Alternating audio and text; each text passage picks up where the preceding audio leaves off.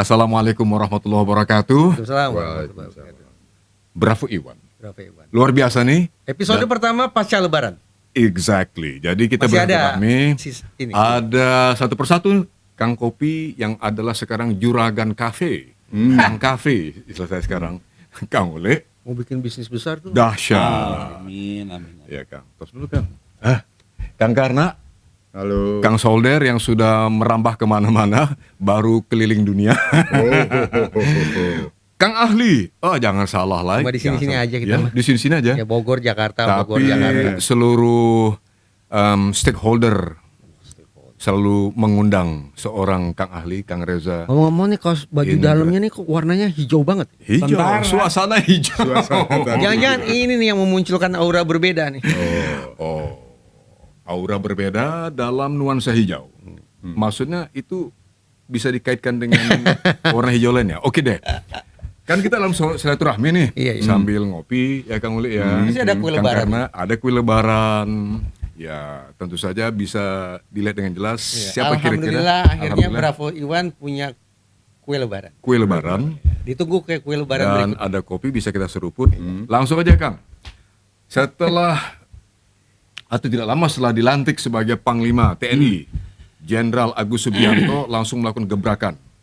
Yang paling nyata itu ternyata yang terkait dengan Papua. Tahun lalu seingat saya dalam Bravo Iwan kita bahas mengenai status Papua yang dikaitkan dengan isu atau perdebatan apakah sebutannya bagi mereka tetap OPM atau waktu itu KKB, dan itu ternyata KKB. relevan. Iya. Diskusi yang kita angkat itu kan. Hari ini faktanya TNI sudah memutuskan mereka yang mencoba memisahkan diri adalah OPM. Dan dengan keputusan Panglima langsung ada tindakan terhadap mereka di sana oleh TNI. Artinya apa nih bacaan Kang Reza? Kira-kira ini memang sesuatu yang timely atau sebetulnya overdue, telat? Memahami sudah sekian banyak korban, termasuk ke prajurit-prajurit kebanggaan kita. Ya. Memang saya pribadi merasa kesabaran saya sudah habis. Saya tidak lagi bisa ditenangkan dengan kalimat-kalimat atau kosakata yang terkesan humanis. Tapi saya berpikir memang sudah seharusnya Indonesia menunjukkan sikap yang lebih tegas. Ini mau diapakan? Sekian banyak prajurit meninggal mau diapakan? Dikubur lalu apa? Terlupakan kan? Atas dasar itu saya harus katakan saya acung jempol ke TNI yang notabene dalam tafsiran saya bisa membaca kegelisahan saya pribadi itu. Bisa memberikan penawar atas hilangnya kesabaran saya itu dengan penggunaan sebutan OPM. Bahkan sejujurnya, silakan cek ya. Sejak tahun 2021 saya dukung penyebutan teroris. Nah, kompleksitasnya apa kita bisa obrolkan. Tapi boleh jadi ya. Kalau harus dibandingkan, sebutan KKB itu mungkin ada di level yang paling bawah. Ya. Agak lebih berat OPM. Ini by the way azan mengingatkan kita bahwa waktu sholat. Jangan lupa kita sholat nanti ya. Harus. Terus tuh. KKB lebih berat OPM, lebih dahsyat teroris. Oh begitu. Jadi Gimana urutannya? Ngarang aja. ayo kita diskusi di sini. Kang Uli mantap nih Kang. Kalau saya ingin mengatakan, ya walaupun bagaimanapun saya berterima kasih lah ya bahwa Polri sudah turun tangan, sudah bekerja maksimal. Tetapi Artinya step upward ini. pada fase sekarang ini, menurut saya memang lagi-lagi harus langkah lebih tegas yang dimainkan. Dan langkah lebih tegas, lebih lugas itu, menurut saya lebih proporsional dijalankan atau dilakukan oleh Korps TNI. Kang Uli setuju Kang? Bahwa Kang Uli sebetulnya saya tahu dari awal lebih sepakat sebutan bagi mereka di Papua itu OPM. Begitu? Ya. Kenapa itu Kang? Kalau by definition gini, apakah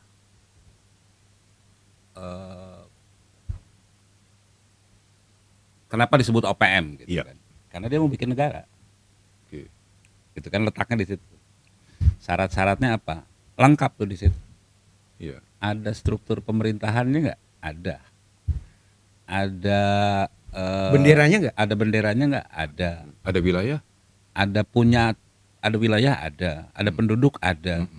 ada angkatan bersenjatanya, Angkatan nggak perang. ada. Syarat sebuah negara itu dipenuhi di situ. Oke. Dan kampanye mereka di luar negeri pun itu merdeka. Ya. Artinya apa? Kalau dia menjadi tujuan negara, maka layak disebut OPM. Gitu kan? Kenapa tidak disebut teroris? Teroris itu tidak mengubah negara. Oke. Jadi kalau dilihat di literatur, teroris itu cara kekerasan mengubah arah negara, tujuan politik tertentu gitu. Tapi dia tidak mau bernegara. Misalkan terorisme yang berkaitan dengan agama gitu ya. Dan dia tidak mengubah negaranya. Tapi Kang Gilip, saya salah dikit. IRA yang di Irlandia Utara, Ya. dia kan negara juga tuh, tapi disebut teroris juga faktanya. Makanya kalau Tapi cara kekerasan barangkali lebih mengemuka. IRA itu coba lihat treatmentnya IRA. Iya. Tidak dianggap sebagai sebuah kekuatan bersenjata, Oke. bahwa dia ada angkatan kayak ini, kayak di mana di Myanmar deh, Iya. ya kan? Mm-mm. Jelas tuh mau jadi negara kan. Atau yang kedua, kalau teroris itu kayak apa sih? Teroris itu ya di Indonesia misalkan sekali-kali dikaitkan dengan kelompok agama. Terorisme itu apa sih? Mungkin kalau di luar negeri mafia. Dia tidak ngubah negaranya. Yakuza. Itu seringkali itu dikaitkan oleh kelompok terorisme. Campaign di luar negerinya OPM jelas mau jadi negara. Makanya ketika saya sih ngelihat setuju dengan OPM. Coba yang saya menikmati adalah, bukan menikmati ya, yang saya bertanya-tanya itu ketika tentara menyebut OPM. Iya. Bahkan kemarin dia langsung mengambil, kemarin kan ada konflik di satu desa Iya, di Papua. dengan Papua Pegunungan ya Kang? salah satu wilayah di Intan Jaya tuh, Iya, betul. yang selama seminggu katanya dikuasai oleh OPM. Mm-mm. Dan kemarin diserbu dan direbut gitu. Pertanyaan saya sesungguhnya adalah apa dasarnya Jenderal Panglima Jenderal Agus TNI dalam hal ini tiba-tiba dia menggunakan kosakata OPM. Betul. Padahal kalau orang hukum kan ngomong legal standingnya apa ya? Karena sebelumnya keputusan Resmi pemerintah. dasar hukumnya itu masih KKB. KKB. Tiba-tiba tentara ngubah jadi OPM. Nah ini reasonnya apa ya? Dasar hukumnya apa? Kalau ditanya setuju, saya setuju. Ya. Karena konflik terutama di lapangan kan. Kalau pakai, nah ini Mas Reza tadi udah menyinggung sebetulnya. Kalau pakai KKB, yang di depan tuh di Papua tuh siapa sih? Ya polisi dong, namanya kriminal. Bukan faktanya. Tentara kan.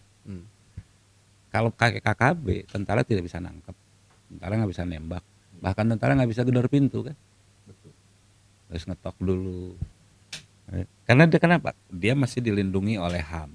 Itu yang saya teringat membuat ada ungkapan itu barangkali yang sedikit banyak membuat personel di lapangan jadi bingung. Iya, Tuh. iya, iya.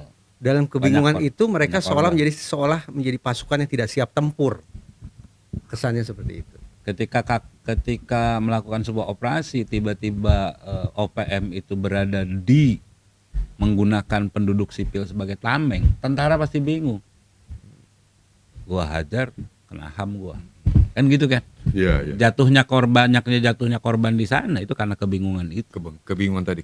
Dari awal pun Kang Karna sejak tahun lalu kita angkat tentang isu ini, Kang Karna lebih setuju cepat digunakan istilah OPM terhadap mereka itu. Karena apa namanya yang disebutkan tadi teroris ini kan belakangan ini pada era-era sebelumnya kan selalu kita menyebutkan OPM dan apalagi kita lihat apalagi kita saya banyak berbincang dengan Batara Tagalung. Dia mengatakan konstelasi sekarang ini sebetulnya salah penerapan kata tadi itu. Nah, kalau kita lihat kapan sih?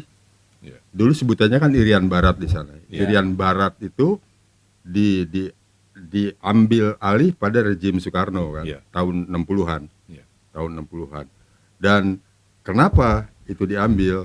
Karena dalam RIS itu tidak termasuk Wilayah itu. wilayah di konferensi meja putih tidak termasuk Irian Barat itu. Nah, setelah 59 RIS dibubarkan, tahun 60 sekian sama Soekarno diambil alih dan itu masih tidak tidak diakui oleh Belanda. Dan pusatnya kan di sana sebetulnya nih. RMS sama Papua itu pusatnya di sana. Nah, setelah itu anggaplah setelah diambil alih oleh Indonesia. Tapi kan lewat PPRA loh, penentuan pendapat Iya, rakyat. PPRA. Ya betul. Alhasil, maaf kata nih Kang, penggunaan kata diambil Mhm. itu mencerminkan seolah-olah mengabaikan keterlibatan orang-orang Papua sendiri ketika Betul. kemudian bergabung dalam Indonesia. Sebelum masuk ke PPRA, itu kan kita invasi ke sana, persis seperti Timur Timur, Operasi Ada operasi militer. militer. Ya Sudarso meninggal itu kan seperti itu. Nah, ada invasi itu atas perintah Soekarno dengan Sebagai panglima tertinggi ya. ya istilahnya apa? Trikora apa Dwikora? Mandala. Dwikora dulu. Dwikora kan, Iya. Dwi Komando Rakyat. Nah, itu tidak diakui oleh Belanda sampai saat ini. Oleh karenanya Belanda itu sampai saat ini tidak mengakui kemerdekaan Indonesia 17 Agustus 45. Sampai sekarang, secara de jure itu tidak. De facto iya dia mengakui. Nah, itu yang jadi masalah, makanya pemerintah kita ini gamang untuk menentukan status ini mau disebut teroris atau OPM. Padahal dari awal saja zamannya Soekarno, Soeharto itu OPM di sana itu. Sekarang saja masa sekarang ini reformasi disebut teroris. Apakah karena ada juga pertimbangan khawatir masuk ke wilayah HAM, Kang, pelanggaran HAM. Itu yang lebih membuat Ya. ya gitu Kang Ule. Itu kan analisis yang Kang Ule. kenapa digunain Sehingga- KKB karena itu dikhawatirkan kalau pakai OPM Iya. maka isunya bisa diangkat di PBB kan gitu kan. Iya. Menginternasionalisasi masalah Internasional. Papua. Itu kan isu yang dilemparkan sebetulnya. Tetapi kan kalau ditanya dari kita, by definition, OPM, by definition ya, pertimbangan politis kenapa jadi KKB. Dan satu lagi, dan Memang itu, ada lanjut. itu Aja. sudah sudah diakui oleh dunia bahwa Irian Barat itu adalah Bagian wilayah dari Indonesia. Jadi Iya. sepantasnya lah mereka itu dikatakan ingin merdeka. Karena sebelumnya dia itu wilayah kekuasaan Belanda yang tidak termasuk di RIS tadi itu. Kalau dasarnya RIS, Dasarnya RIS, Belanda itu sampai sekarang masih pakai dasar RIS. pakai dasar Oke, RIS. itu katakanlah klaim politik Belanda ya Kang ya. Ya. Tapi kan kalau yang kita ketahui berdasarkan keputusan PBB kan sudah jelas itu kan. Jelas. Setelah PPRA itu kan akhirnya wilayah yang dulu disebut Irian Barat itu akhirnya menjadi bagian Republik Indonesia. Indonesia. Menurut Kang Reza, perubahan sebutan OPM itu menjadi KKB, apakah benar karena kegamangan atau kebingungan tadi seperti Kang Ule sinyalir, atau ada alasan lain? Boleh jadi rezim Jokowi kan yang mengubah sebutan OPM itu Ya. menjadi KKB kan. Boleh jadi rezim Ya. Jokowi itu yang mencoba untuk satu membendung containment, membendung agar masalah Papua tidak masuk ke level internasional. Ya. Karena kalau begitu masuk ke level internasional seolah akan menjadi perdebatan lagi. Padahal kan kita menganggap bahwa isu ini sudah selesai, bahwa Papua adalah bagian yang tidak terpisahkan dari Republik Indonesia. Satu. Yang kedua, barangkali rezim Jokowi juga ingin menunjukkan kekhasannya yang konon lebih humanis, yang lebih santun, yang lebih sivil terhadap masyarakat Papua. Tetapi hitung-hitungan menurut saya perubahan status atau sebutan dari OPM ke KKB juga tidak menghasilkan perubahan yang signifikan pula di lapangan. Ini penting ini. Ya. Kenapa itu? Ya karena boleh jadi dari pihak OPM sendiri enggan untuk didekati dengan cara-cara yang humanis sekalipun. Keinginan mereka absolut mutlak adalah perang, merdeka. Dan ketika orang-orang dengan mindset semacam itu coba dielus-elus, coba dibelai-belai dengan pendekatan yang konon humanis, mereka tidak akan beli. Berarti analisis Kang Uli kalau by definition memang mesti OPM, Kang Uli benar itu ya? Oh saya bersepakat. Nah ini lagi karena Kang Ule bicara by definition ya. Saya ingat tahun 2021 saya sempat berkomunikasi dengan Menko Polhukam Mahfud MD. Tahun 2021. Iya. Saya terus terang dalam WhatsApp saya memberikan dukungan penyebutan teroris. Jadi waktu itu narasinya atau wacananya bukan perubahan dari Ini hal baru KKB ke OPM, bukan. Ini hal baru nih ya. Tapi KKB teroris. Oke. Gitu. Oke. Nah kalau dihadapkan pada dua opsi itu, saya sekali lagi berprinsip sudah saatnya Indonesia memainkan peran yang lebih tegas lagi, pendekatan yang lebih tegas lagi, dan KKB menurut saya bukanlah pendekatan yang tepat, yang jitu, yang efektif untuk mengatasi masalah separatisme di Papua. Jadi Kang Reza lebih memilih menempatkan mereka pada kelompok teroris.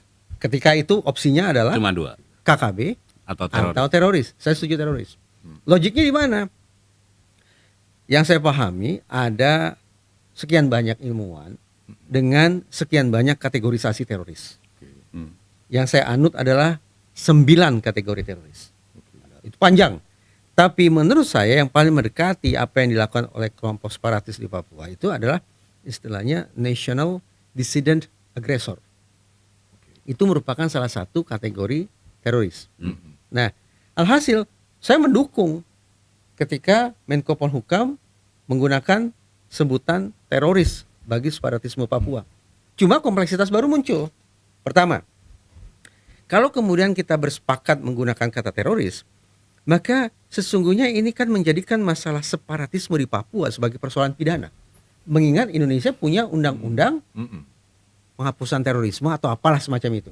Undang-undang terorisme. Undang-undang terorisme ya. Undang-undang teroris. Dan di situ adalah persoalan pidana. Loh, berarti ibaratnya status quo saja dong. Kalau pidana berarti kan tetap yang dikedepankan adalah Polri. Dan pada saat yang sama Polri barangkali punya misi pendekatan humanis. Padahal saya tidak lagi menganggap pendekatan itu efektif untuk mengatasi masalah di Papua. Oke ya? Satgas anti teror dong yang kerja. Nah, satu itu. Yang kedua, ini dalam diskusi saya nih dengan seorang petinggi BNPT Iya. di salah satu media di wilayah SCBD. Kang, sebenarnya ngeri banget ini. Ngeri mainan. Ngeri, Kang. Seorang Reza Indragiri, Udah tinggi Amril. mainannya. Iya, Enggak. bukan hanya seorang Sudah, ahli lanjut. psikologi forensik, udah ke Nggak, stakeholder saya yang macam-macam ini. hanya mengimbangi warna kaosnya aja sih. Ngeri. Terus ini, BNPT. silakan, Kang. Dengan salah satu petinggi BNPT itu saya tanya, kira-kira apa yang terjadi di Papua itu bisa tidak disebut sebagai terorisme? Dia katakan bisa. Sebetulnya pertanyaan saya itu hanya pertanyaan jembatan saja. Karena pertanyaan kedua yang lebih menukik, yang sesungguhnya merupakan esensi dari persoalan yang ingin saya angkat. Apa itu? Kalau separatisme di Papua bisa dikategorikan sebagai terorisme, seberapa siap Satgas Anti Teror Polri mengatasi masalah terorisme di Papua? Kenapa? Karena tadi Kang Ule sudah katakan, bicara terorisme di Indonesia, kadung secara salah kaprah kita mengidentikan terorisme itu dengan agama. Secara salah kaprah. Loh, padahal isu di Papua bukan persoalan agama. Sehingga ketika disematkan kata terorisme ke mereka, bagaimana nih cara kita mensinkronkan proses berpikir kita satu sama lain? Terjadi kekacauan di situ. Dan diakui dengan menurut saya kesannya malu-malu bahwa Satgas Anti Teror Polri tidak disiapkan untuk mengatasi masalah terorisme di Papua. Kang, sebentar Kang. Paham ya kompleksitasnya ya? Betul, Nah, paham. Tapi saat itu kan mulai muncul istilah KST kalau nggak salah. Betul Kang, Apa Kang Karna ya? Kelompok Kelompok sosial. separatis teroris. Ya, ya. Ya, yang disematkan ke mereka. Selain kata teroris ada separatis. Yang maksudnya identik dengan makna militer kan di sana. tidakkah itu semakin menambah kerancuan kita Betul, dalam itu dia maksud Istilah saya. itu istilah paling kacau. kita di Paling sini nih kacau ya, Kang, ya? di Jakarta yang tenang-tenang saja ini saja merasa sulit untuk mencerna itu kan. Persis. Apalagi mereka yang saat ini sedang beroperasi di Papua. Ya. Para prajurit di Papua. Kebingungannya mungkin makin menjadi-jadi karena di lapangan kan mereka. Iya, betul. Ini separatis apa teroris? Ini ya? itu teroris. Jangan-jangan- Konsekuensinya jangan-jangan- kami harus di depan atau kami harus mundur. Betul. Jangan-jangan Kang Uli kekacauan itu juga dialami oleh personil polisi juga di sana kan ya? Ya, keduanya lah, Dua-duanya sama-sama kacau di lapangan. Betul. Jadi- Kami harus maju atau kami mundur, kami harus angkat senjata atau angkat pacul. Ibaratnya seperti itu kan, jadi bingung kita mau pakai operasi yang mana sih sebetulnya gitu ya. Nah, lalu saya katakan begini. Tapi ini sekali lagi pemikiran orang biasa lah ya, karena pada dasarnya kan saya bukan orang yang mencoba menekuni atau mendalami isu terorisme secara khusus. Sebentar mundur lagi saya Kang. Saat Ya. itu kata Kang Reza diajak berdiskusi Ya. saat itu tahun 2021. Ya. Apakah ada dari mereka atau siapapun itu mendebat pandangan Kang Reza? Beruntung Pak Mahfud pada saat itu tidak mendebat. Bahkan saya menafsirkan beliau memandang positif isi pesan saya. Kenapa? Karena tidak lama kemudian beliau mengundang saya dalam salah satu rapat di kantor Menko Polhukam. Nah, itu kan bagi saya merupakan apresiasi bahwa pemikiran saya bisa diterima dan layak untuk didiskusikan lebih lanjut Keren, di tingkat kementerian. Firm ya Kang ya? Ngeri kali. Nah, Ngeri kali ini. Seorang level Sekarang jadi Polhukam saya lanjut saat tadi itu. ya. Iya. Ini petinggi BNPT setuju Hmm. bahwa apa yang terjadi di Papua bisa disebut sebagai terorisme. Oke. Tapi pada saat yang sama beliau pun mengakui bahwa Satgas Anti Teror Polri tidak tidak disiapkan untuk terorisme seperti itu. Ya. Berarti bagaimana dong mengatasinya? Ini jawaban saya sendiri. Saya yang bertanya, saya yang menjawab. Bukankah TNI punya Satgas Satgultor ya? Saat Gultor. Satuan Penanggulangan Teror. Teror. Hmm. Selesai kok masalahnya. Enggak selesai. Maksud saya selesai adalah penyebutan itu yang memunculkan Iya. konsekuensi tertentu bisa kok diatasi atau ditangani di lapangan. Lalu menurut Kang Uli apa miss ya kalau gitu Kang? Kan sudah ada kesadaran pada waktu pesan dari Kang Reza kepada Menko Polhukam saat itu. Mas Reza saya ngerti ini kan sebetulnya goda-goda aja. Iya. Dia Tapi menggoda. boleh sambil makan kue ini dong ya? Boleh. Mas Reza itu kan lagi menggoda para pejabat itu. Mas. Saya menjerit sampai ini. Ini Sorry. di layar lo ini. Ada Satgultor. Minta izin Kang. Satgultor kopi. Minta maaf. Terkadang niat baik melayani itu mengakibatkan musibah. Iya. Ini sabotase terhadap diri sendiri. Iya. Main Kang. Terima kasih, Nanti Kang Iwan. Jadi kalau Lanjut, saya sih kamu, ngeliat Mas Reza lagi menggoda para pejabat itu, lu bahasanya kalian ini pakai istilah ngerti nggak sih? Gitu. Dari A sampai Z gitu kan. Ngerti nggak gua ajarin itu? Kalau saya mengatakan gini, kenapa kemudian tadi solusi Mas Reza itu praktis, solusi Oke. praktis iya. Kalau teroris kirim aja Satgultor, praktis. Pertanyaannya itu melanggar, melanggar. Kenapa? Praktis tapi oversimplistis gitu ya. Melanggar undang-undang. Oh ya? Tentara itu urusan pertahanan. Pertahanan itu adalah serangan dari luar kan gitu kan. Polisi serangan dari dalam kan gitu. Iya Kang. Ketika tadi disebut terorisme, ya kan? Terorisme itu kan serangan dari dalam. Yang dikirim Satgultor, nah itu ada rancu di situ. Makanya saya bilang supaya tidak ada kerancuan, OPM udah. Supaya ngirim tentaranya itu dasarnya jelas. Ini ada orang yang memisahkan. Kan rancunya istilah KST itu kelompok separatis kok teroris. Separatis itu misahin diri, yaitu OPM. Atau dua-duanya maju, maksudnya bersamaan tuh polisi, tentara maju. Kan Faktanya terpenuhi dengan kalau itu. Bukan, kalau dua-duanya Separatis. maju itu malahan makin bingung. Oh, Makin bingung itu karena biasanya gini. Kalau KKB itu, polisi kan harusnya di depan. Polisi di depan, tentara itu menjaga polisi, bahasanya kan gitu kan. Backup ya. Kalau OPM, tentaranya di depan, polisi urusan pemulihan keamanan, kan gitu kan. OPM nih kayak kemarin gitu di salah satu desa di Intan Jaya. Serang sama polisi, kuasain juga. Setelah dikuasain, polisi masuk. Polisi mengatakan suasana udah kondisi. Iya. Kan Oh, gitu-gitu. dikuasai oleh TNI. Sekarang. Tadinya kan sama KKB itu selama Iya. seminggu sampai ada pembunuhan. Artinya masuk pertama kali TNI. TNI. Tadi Kang Uli sebutnya Polri. Bukan oh ya, Oke. TNI masuk. Dikuasai dulu oleh TNI, baru kemudian Pemulihan keamanannya. Pemulihan Sehingga polisi yang mengatakan suasana kondusif. Tentara nggak boleh ngomong suasana kondusif. Nah, ini penyebutan OPM ini entah kebetulan entah tidak berdekatan momentumnya dengan pergantian rezim. Saya tuh belum pernah katakan gini, Pak Mas Reza. Apa itu? lucu kalau buat makanya tadi saya mengatakan legal standingnya apa sih tentara tiba-tiba jadi OPM. Menjadi KKB Ya. dasar hukumnya ada, Ya. ditanda tangan sama Jokowi dong. Sedangkan ini Lah ini jadi Panglima. OPM, Panglima mengatakan jadi OPM. Betul kan. Presidennya tetap. Presidennya kan Jokowi. Pertanyaan saya, nggak ngobrol apa? Nah, Kalau nggak ngobrol nggak mungkin. Orang Panglima tertinggi tentara itu presiden. Jadi apa yang bisa kita tafsirkan? Ada dua. Presiden Jokowi juga Ada lempar dua handuk. kemungkinan bahwa presiden juga ngomong ini bahasanya gue 6 bulan lagi selesai, Papua nggak selesai sih. Boleh jadi legal standingnya lisan nih.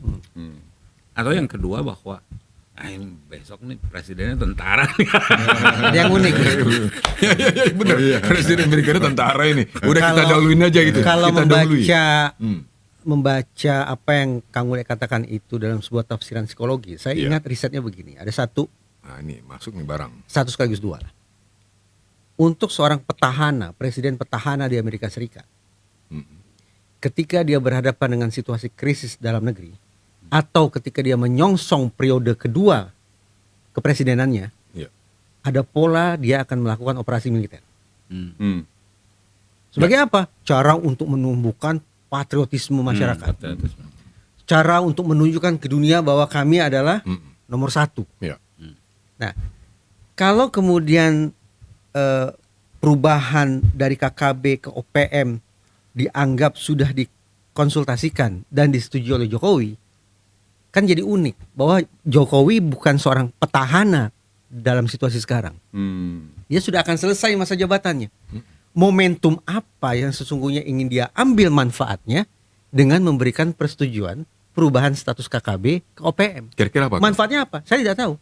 Jangan-jangan TNI juga tidak membutuhkan waktu untuk berkonsultasi, apalagi mendapat persetujuan dari seorang presiden.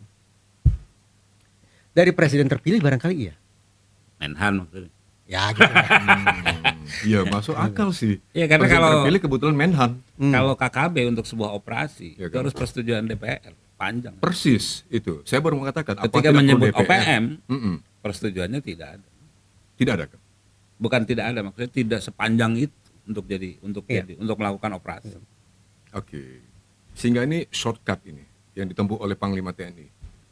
Ya boleh dibilang shortcut, tapi memang benar itu. Tapi atas petunjuk siapa? Enggak mungkin Bukan ujuk-ujuk. persetujuannya siapa dong? Persetujuan Karena kalau apa? tidak persetujuan presiden itu Tidak melanggar mungkin. undang-undang. Betul, betul. Iya, betul. Tidak mungkin tadi Panglima langsung ujuk-ujuk mengatakan OPM. Iya. Nggak mungkin itu. Atas petunjuk siapa? Kalau zaman Soeharto kan Iya. atas petunjuk. Saya mungkin tadi Kang Uli sampaikan di tadi Kang Karena bahwa boleh jadi memang itu katakanlah restunya tanda kutip Nah, itu restu. secara lisan dari presiden presiden, sebagai ya. panglima tertinggi. Bahkan mungkin begini ya, mungkin ini kan serba menafsirkan. Tafsir Tafsir boleh ya. dong. Ini kan dalam rangka ngobrol-ngobrol silaturahmi. Kalaulah harus dibandingkan antara Jokowi dengan Prabowo, Ya. terserahlah Prabowo kita sebut sebagai Menhan pada saat itu, pada saat perubahan status KKB ke OPM, atau kita sebut Prabowo sebagai presiden terpilih, terserah. Sebentar ya. loh Kang. Putusan itu diambil oleh Panglima TNI itu tidak lama kalau tidak salah nih ya, tidak lama setelah Prabowo dinyatakan resmi pemenang pemilu kan? Paling tidak berdasarkan angka-angka di KPU. Iya berkali Nah, gitu. belum resmi Iya. atau belum penetapan Iya. oleh KPU Iya. pasca sidang sengketa di MK, Iya. tapi sudah secara luas diterima Prabowo pemenang. Ya. Ya. Yang ingin saya katakan adalah, adakah kemungkinan satu menyadari masa jabatannya sudah akan berakhir. Ya. Yang kedua, kalau mau diakui lah ini, kalau mau diakui juga barangkali Jokowi nggak paham-paham banget lah gitu Ya. soal Papua gitu ya, Ya, ya. soal kompleksitas di sana. Atas dasar itu, mungkin Jokowi bilang, Panglima, coba deh konsultasi langsung ke Kemhan, konsultasi deh ke capres Presiden. yang angka perolehannya paling tinggi. Kalau gitu. di sana kan presiden elect. Nah, presiden terpilih gitu ya. Presiden terpilih. Nah, coba deh konsultasi ke sana. Hmm. Dan setelah konsultasi itu berlangsung, ternyata percaya diri Panglima TNI. OPM Pak, lanjut. Cuma pada saat yang sama, Jokowi mungkin tidak terlalu mau mengambil resiko. Kenapa? Tadi saya sebut, saya menangkap kesan Jokowi ingin menunjukkan kekhasannya sebagai konon rezim yang lebih humanis. Rezim yang menggunakan pendekatan baru untuk mengatasi Papua. Alhasil dia memilih untuk tidak menandatangani surat apapun, walaupun akhirnya Panglima TNI memutuskan secara sepihak pergantian sebutan dari KKB ke OPM. Itu perkiraan saya. Saya ingin tanya pada Kang Uli, pada Kang Reza, Kang ini. Kalau begitu dalam kewajaran, kewajaran di sana, apakah putusan Panglima TNI tadi itu, Kang Uli, harus diturunkan secara prosedural maksud saya, dalam bentuk surat perintah atau komando yang kalau misalnya ada istilah pakai telegram gitu, Surat kawan. surat kawan. Apa cukup sedemikian saja? Biasa bagaimana tuh, Kang, kira-kira, Kang? Karena ini kan mencakup operasi yang sangat kompleks kan sebetulnya. Kalau dalam teori, Ada aspek anggaran juga kan terkait di sana. dalam teori, bukan dalam teorinya, Ya, Kang. perintah itu tidak ujuk-ujuk. Gak ujuk-ujuk. Tadi Mas Reza kan ngomong ada rapatnya, ada Iya, konsultasi. iya. Pasti terjadi. Yang kedua, kalau untuk sebuah operasi itu perintah. Cukup dengan perintah. Ketika kesepakatan politis terjadi mengubah jadi OPM, Iya. maka Panglima TNI bisa perintah. Sebentar, tadi keputusan politik. Kan tadi ngobrolnya pasti dengan kementerian kan. Enggak, Atau maksudnya kalau itu memang keputusan politik, apa tidak ada hubungannya dengan parlemen? Kalau untuk mengubah itu, untuk ketika mengubah dari KKB ke OPM, itu cukup di kabinet kan. Jadi komando saja, perintah saja, nggak perlu ada keputusan politik. Ya kayak mengubah jadi KKB atau mengubah jadi KST kan nggak dibawa Ya, ke. nggak Tapi politik. ketika itu menjadi undang-undang, Ya. itu dibawa ke parlemen. Mm-mm. Kalau dalam konteks itu, saya sih ngelihatnya ini tergantung arah politik ini nasibnya Panglima TNI. Oh. Pasca pemberlakuan istilah OPM ini kembali. Ketika dia menggunakan OPM, ketika kemudian dia melakukan operasi, Iya, Kang. gitu kan? Kan dia melanggar undang-undang Yang berlaku kan? itu. Yang masih berlaku itu sebutan KKB. Kalau isu ini kemudian ada yang meniup-niupkan, Panglima TNI-nya punya risiko. Atau bisa begini kemudian. Ini kan banyak pekerjaan rumah yang belum terselesaikan oleh Jokowi kan, termasuk perencanaannya IKN segala macam. Iya. Dan salah satunya adalah ya tadi OPM atau teroris segala macam. Iya. Kelihatannya dalam waktu 6 bulan ke depan sebelum pemilihan presiden yang baru, dia ingin menuntaskan masalah Iya. Papua. Tapi ya itu melanggar undang-undang. Ya apapun. Kang, dari ini saya coba tarik Kang Uli, Kang Karna. Iya. Pada Kang Uli baru Kang Karna ini tentang hal ini. Andai kata tafsir kita seperti itu, bahwa ini menjelang Joko Widodo menyelesaikan masa tugasnya, kan mestinya di akhir masa tugas di sidang MPR, seorang presiden itu kan yang masa tugas kan memberikan pidato pertanggungjawaban kan. Iya. Boleh jadi masuk di sana barangkali Kang Uli ya. Kalau sukses. Dan itu kan tergantung pada semua anggota MPR yang terhormat itu, apakah diterima apa tidak, khusus untuk aspek penanganan Papua. Ya, kalau nggak diterima juga tetap dia udah selesai. Udah selesai. Iya kan? Kita lagi ngobrol Iya, Mas Reza. iya. Bahwa ini sebetulnya Panglima TNI itu berisiko loh berubah ke OPM. Karena Oh, setiap keputusan, Bukan, setiap karena dia langkah itu melanggar- pasti beresiko. Karena dia melanggar undang-undang. iya. Kalau angin politiknya kemudian ini digulirkan pelanggaran undang-undang, dia punya risiko. Tapi kalau yang digulirkan politiknya adalah orang-orang kayak Mas Reza atau kayak saya, wah ini lebih ke kebutuhan taktis yang strategis. Gampang. Untuk tanda petik mengatasi kemungkinan adanya anggapan pelanggaran undang-undang, kan bisa diatasi lewat Perpu. Betul. Ini Cukup seorang presiden dengan percaya diri mengeluarkan itu. nah, gitu kan? Ya, Kajian politis kan? Ya, betul. Artinya ketika suasana politisnya berubah, maka Iya. Panglima TNI ini berisiko. Jadi suka tidak suka akan masuk wilayah politis ini kan, Kang. Bukan tergantung arah politis. Tergantung arah politik. Sementara ini kita kira-kira Meskipun menurut saya nggak akan. kira-kira saat ini posisi kita kita berbicara ini kurang dari 6 bulan sebelum pelantikan presiden baru yang adalah Presiden Prabowo Subianto Iya, iya. kan. Kurang dari 6 bulan. kurang dari 1 semester. menurut saya ini. Arah politik bisa berubah Enggak, bukan itu. apa itu? Kalau di masa rezim Membacanya. Jokowi, di masa Pak Jokowi, sebutlah kasus bea cukai. Ya kan? Ketika keluar peraturan menteri tentang pemeriksaan itu, Iya. bla bla bla, nggak boleh bawa pakaian begini. Ketika netizen ribut, publik ribut, peraturan itu diubah. Begitu. Kalau saya ngitungnya gitu. Ini soal EPM gimana sih? Kalau masyarakat ngeributin OPM ini, Berubah lagi. Dan sejauh ini enggak kan? Jauh ini enggak makanya ada. hitungan saya ini sebetulnya enggak, karena orang-orang seperti Mas Reza yang gregetan dengan Ya betul, urusan- kata gergetan itu tepat. kata gregetan itu, bahwa ini banyak, ini kok nggak selesai. Iya. Kalau beliau gergetan ada ilmunya, Kang. Kalau kita termasuk saya nih jujur aja cuma kepo doang. Artinya Ya apalagi masyarakat yang di bawah. Itu Nggak dia. peduli. pengen selesai, pengen cepat selesai. Iya. Orang udah mikir, Iya. udahlah ini udah Iya. Soeharto aja udah selesai Iya, gitu, ini masa urusan Papua nggak selesai. Iya, iya. Bahas ini negara kok nggak maju-maju gitu urusan kayak begini. Aceh udah selesai. Betul.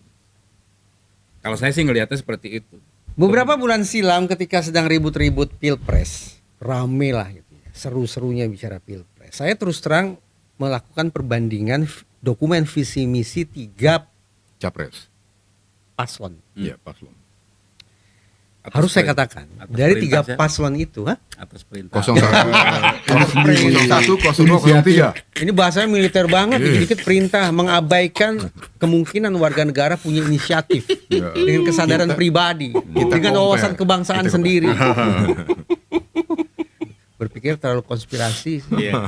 kembali ya. Terus. No Dari comment dari 3 saya. No paslon comment. itu, saya Ya. baca visi misi dan visi misi semacam itu. Kata Papua itu muncul dituangkan ke dalam 14 poin dalam visi misi Anies Muhaimin. 14 poin. Hmm. Di Ganjar, dokumen visi misi Ganjar Mahfud 2 atau 1 alinea saja Hmm. Untuk Papua. Papua. Artinya itu kan rencana mereka kalau terpilih mau mengapakan Papua ya, itu terwakili oleh 1 atau 2 alinea. Paslon satu lagi? Tidak ada. Sudah sebelum dibicara tadi saya sudah kebayang Nah. misalnya, karena ditempatkannya paling akhir. Nah, oke. kata Papua dalam visi misi dokumen 01, 0 berapa itu?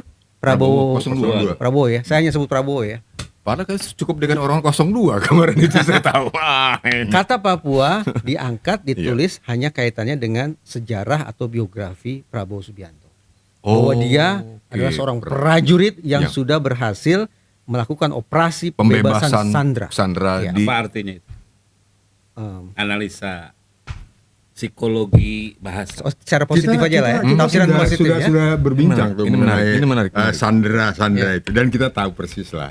itu operasi pembebasan Sandra Mapenduma. Iya. Iya kan? Iya. Itu yang diangkat. Wah, itu dan keberhasilan operasi itu Luar biasa. mendunia loh itu. Pertanyaan Kang Uli, tolong jawab dulu. Menjadikan Kopassus sebagai salah satu tim elit dunia. Iya, katanya disejajarin dengan Amerika Ya. dan Apa artinya? apa artinya?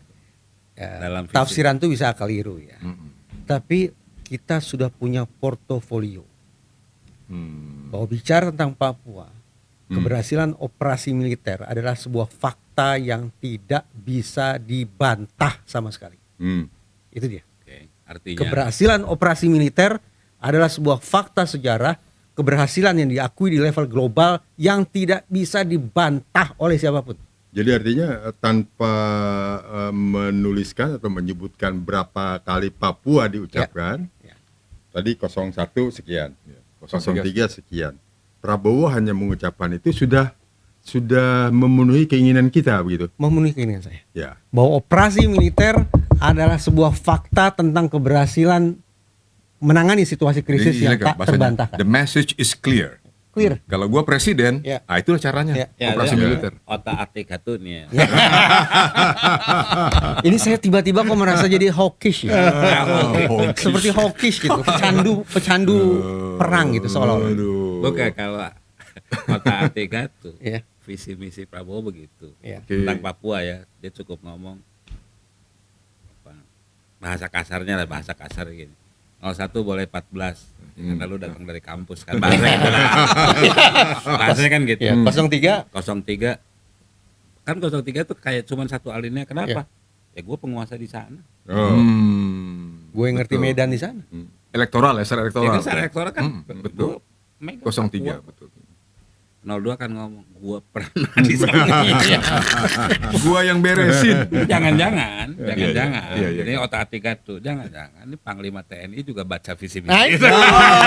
Jadi artinya Kang Ule, Panglima TNI Jenderal Agus Subianto membaca dengan baik Iya. message yang menerjemahkan visi misi Prabowo pada visi misi membaca paslon. yang eksplisit dan meraba yang implisit. Nah, itu Atau dia. Iya kan? atau Iya. pemikiran apa yang disampaikan dari utak ketiga atau dari Kang Reza ini tersampaikan Iya. Iya, betul. dalam tanda Berarti- petik. Kalau begitu tidak ada alasan bagi seorang presiden dalam hal ini Joko Widodo untuk menghambat atau menolak Iya. apapun itu Tapi dengan rencana militer. presiden Panglima. tidak komen, dengan presiden Iya, tidak betul. menerbitkan apapun. Iya, iya, iya. Ketika ini diributin, Iya. maka presiden ngomong, "Ya itu tindakan yang salah." Cari aman presidennya. Oke, kalau diributin dia mengatakan dengan mudahnya itu Iya. tindakan yang Ya, itu salah. udah beberapa kali terjadi itu seperti itu. Oh iya. Kapan? Seperti apa misalnya? Masalah Gojek dulu, ojek online. Oh iya iya. Yonan sudah mengeluarkan regulasi begini. Ribut netizen, langsung Jokowi menganulir kebijakan yang dibikin oleh menterinya sendiri. Udah beberapa kali. Oke, kasus Jadi kemana angin bertiup, online itu saya disitulah ingat beliau betul. akan turut. Jadi saya tapi dalam konteks yang lebih jauh Mas Reza ya, sebelum diakhiri oleh Mas Iwan. Saya dalam konteks saya cuma mikir gini ya. Jika operasi OPM lah, operasi sekarang yang di Papua dilakukan oleh Jenderal Subianto sukses, Ini sebentar nih, ini memang namanya Subianto ya? Agus Subianto. Mirip ya, Prabowo Subianto. Bedanya kalau Panglima pakai Y, Kang. Oh, Pak Prabowo Subianto. Kalau ini beliau Agus Subianto. oh gitu. Jika ini sukses, saya mikir biasanya kan orang kalau satu operasi sukses tuh melahirkan bisa melahirkan satu jadi satu rumus kan. Iya. Jika ada begini lagi udah operasi lagi. Jadi sebuah kredit point tersendiri ya bagi Panglima. Saya sih ada Agus dua, Subianto. ada kekhawatiran saya ada dua. Concern saya setuju OPM ya. Concern saya adalah bisakah operasi operasi di sana harus berhasil tanpa mengorbankan sipil. Yang sering terjadi di zaman Orde Baru. Ya. Itu yang pertama, concern saya di situ. Yang kedua, bisakah operasi ini hanya di Papua saja? Jangan sampai menjadi sebuah rumus. Bahwa setiap permasalahan Ini arah udah kelihatan arahnya ya. Terus. Karena kalau ini jadi Berpikir banyak nih arahnya kemana gitu. Terus. ya kan kalau ini jadi rumus kan bahaya. Bahaya. Jadi rumus kan justification nantinya Iya. untuk Ya. situasi mempapuakan wilayah-wilayah lain misalnya gitu kan. Bisa pembungkaman, Iya. bisa apa. Ya, kalau dalam konteks hukum jangan sampai istilah Kang Ratna, jangan sampai jadi jurisprudensi. putusan MK yang Saudara mana tahu hukum mana tahu jurisprudensi. Tapi di sisi lain tapi saya yakin lah polisi nggak marah. Tapi di sisi lain adalah OPM dilanjutkan. Nah, Kang, kenapa polisi nggak marah bahwa ini diambil kewenangan dari polisi? Padahal polisi mengatakan, sebentar, dengan KKB secara legal Kami prosedural masih. masih kami dong. Ini ditarik secara sepihak. Kira-kira kenapa itu? Kang? Kalau saya sih ngelihatnya masih percaya lah bahwa polisi, tentara itu kepentingan bangsa, negara dan bangsa lebih penting dibanding kepentingan ego-ego sektoral lah ya. Ya kan sekarang udah nyebut OPM, sudah melakukan operasi gitu. Iya. Kalau saya sih ngelihat polisi nggak marah. Selama itu kepentingannya nusa dan bangsa lah. Setuju Kang? Cuma yang agak mendebarkan kalau buat saya adalah Iya, Kang. Apa itu? ke bawahnya malah. Menerjemahkan di bawah. Jadi kayak kemarin itu ketika KKB konflik tentara dan polisi di Papua dan Papua dan sekitarnya ya termasuk Sorong lumayan tinggi kan. Betul. betul. Ada persoalan rokok ribut, Iya. ada persoalan nganter di pelabuhan ribut, gitu. Persoalan kecil gitu. Iya. Artinya kan ada di situ kan bisa ditafsirkan oleh orang goblok kayak saya kan ada kecemburuan berarti gitu. Nah, ketika OPM ini diaplikasikan menjadi sebuah operasi, gitu, saya khawatir di bawahnya itu menjadi kayak apa ya? Kayak rumput keringnya itu menjadi rumput keringnya kan udah ada nih. Bisa terjadi percikan api meledak tuh. Saya khawatirnya di situ. Itu aja sih. Nah, kita tetap menaruh harapan positif lah ya. Positif. Karena kan ini wilayah gua apa enggak? Tapi saya ya kemarin kan keributannya kan hal-hal seperti itu, hal-hal kecil, gitu. Hal-hal kecil. Betul Kang, sejak sebutan menjadi KKB itu muncul keributan terus kan di lapangan. Itu akan Di otomatis tataran bawah. berubah itu dari daerah operasi militer. Iya, dom. Jadi dom. Jadi dom Kan ini sekarang. polisi kan harus Di belakang. Di belakang. Ya, hanya pemulihan keamanan Iya. secara sipil. Kang, mungkin dari saya pertanyaan pada Kang Reza. Iya, memang masalah itu yang harus ditanya. Iya. Kang, Kita kalau sih bukan apa-apa. Ya. tinjauan psikologi Kang Reza nih, dengan demikian Saya kalau udah ada embel-embel pertanyaan secara psikologis, Iya. saya malah jadi tekanan batin sebenarnya. Seharusnya kan kata Kang Reza, kan ada dalam teori ada anxiety, kecemasan, ada Iya. depresi. Kang Reza nggak masuk wilayah 2 ini kan. Tapi apakah itu bisa dialami oleh Polri dan khususnya personel polisi di Papua, karena sekarang itu udah katakan sudah dom itu sekarang karena militer memutuskan itu OPM dan ditangani secara militer. Saya ini Menyambung tadi kekhawatiran Kang Uli juga loh. saya ini merasa dengan teman-teman di TNI dan Polri itu bersahabat. Jadi dalam persahabatan itu kita saling lempar kelakar. Jadi kalimat-kalimat getir harus disikapi sebagai kelakar loh ya. Saya katakan gini, sepertinya sudah tiba masanya paling tidak di Papua dui fungsi TNI diaktifkan kembali. dalam tanda petik. Tidak, sebetulnya. Serius ini? Iya. Yang pertama adalah hankam, sudah jelas kan? Hmm. Sementara yang kedua adalah mengambil alih peran Polri. Ini kelakar sebetulnya. Ya, ya. Untuk menunjukkan betapa saya menaruh kepercayaan ekstra untuk saat ini, khusus spesifik dalam isu Papua, bahwa TNI memang harus lebih dominan. Apakah akan memunculkan kecemasan antar korps? Kita tidak bisa tutup-tutupi. Memang ada agenda harmonisasi antar korps yang masih harus terus dibangun ke depannya. Kita harus akui secara jujur itu. Tetapi sepanjang kita berkomitmen bahwa merah putih itu nomor 1, mudah-mudahan Polri akan dengan legowo dan tetap suportif terhadap apa yang akan dilakukan dalam menyikapi kasus Papua. Menempatkan dirinya secara proporsional sebagai konsekuensi penggunaan sebutan OPM sebagai pengganti sebutan KKB. Ini resmi ini statementnya dari presisi. Dari posisi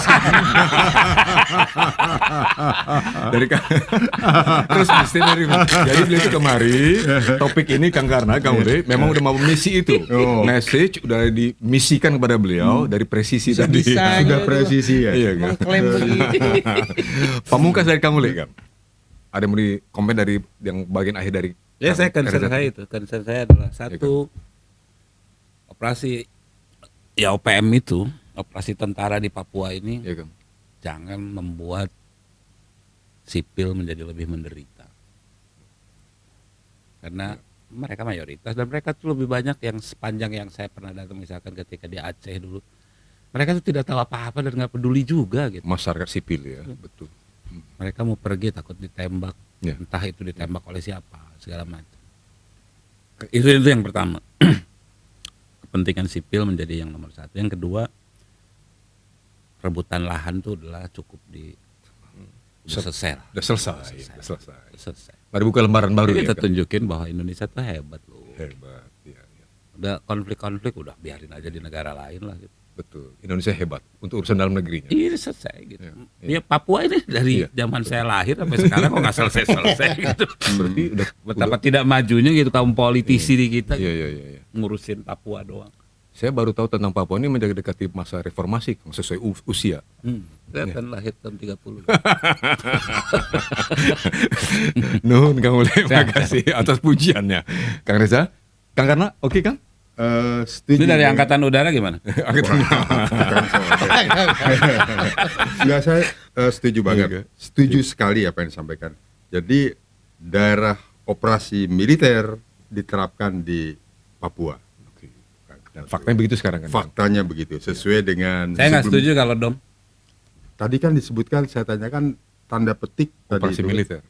Itu, operasi Kalau, militer. kalau operasi militer setuju, Hmm. tapi kalau dom itu beda lagi tuh. Nggak apa-apa kalau nggak setuju, mah. Kan cuman saya doang. Tapi itu butuh keputusan kalau pernyataan apa kan? Apa Dom ya. Dom. Ya. butuh apa namanya Ya, ketika- keputusan presiden atau DPR Iya. untuk DOM. Dom. Oke. Oke. Untuk DOM Karena ya itu kan? satu wilayah, Betul. satu provinsi bahkan. Iya, iya. Oke.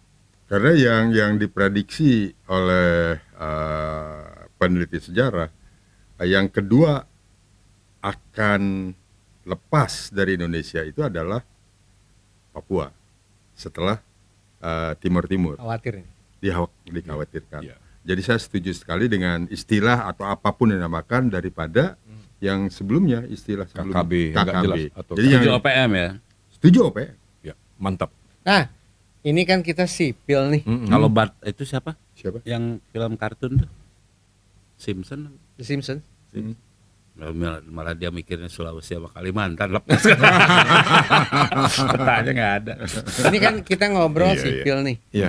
Usul Bravo Iwan berikutnya, Iya kan. hadirkan representasi Polri, Oh iya, dengan senang hadirkan hati. representasi TNI. Masa Eza dari presisi. Cocok. Wow. Cocok. Jadi kita janji ya Kang Karna ya, Kang Uli terhadap tadi katakanlah challenge dari Kang Iya. Reza, ide tadi kami pastinya yang akan datang kita bersama-sama lagi mengundang narasumber dari kepolisian dan mungkin pada satu saat juga dari TNI barangkali Kang. Dan dua-duanya saya kira sangat penting itu. Betul. Khususnya dalam konteks sekarang ini. Mau dari diundang kepolisian. sekaligus atau terpisah rencananya? Nah, kalau menurut Kang Reza asiknya gimana? Supaya candid, Hmm. frank, Iya. dan Masing-masing. sincere gitu ya. Nah, Masing-masing. Masing-masing. dulu ya. Setuju. Oke, terima kasih Kang Reza, Oke. Kang Uli, Terima Kang kasih. Popi, Kang Solder, Kang Ahli. Kita ketemu lagi setelah ini, silaturahmi kita luar biasa setelah kira-kira lebih kurang setahun kita sibuk dengan masing-masing agenda politik, masing-masing sebenarnya agenda profesional, ya kan? Kita bersama-sama lagi. Terima kasih Kang Uli, Kang Karna, sekali lagi Kang Reza. Terima kasih Mas Iwan. Itulah tadi diskusi kita bersama beliau bertiga yang luar biasa, tentunya ada bisa simak sendiri dan maknai sendiri. Kita jumpa Karena lagi. kayaknya keliling Eropanya kelamaan bahasa Nah, Indonesia. betul, Bahasa Indonesianya nggak lancar. udah kagok. Lebih paham bahasa Italiano sekarang beliau dan bahasa Jerman. Kita ketemu lagi pada lain kesempatan. Terima kasih. Wassalamualaikum warahmatullahi wabarakatuh. Waalaikumsalam warahmatullahi wabarakatuh.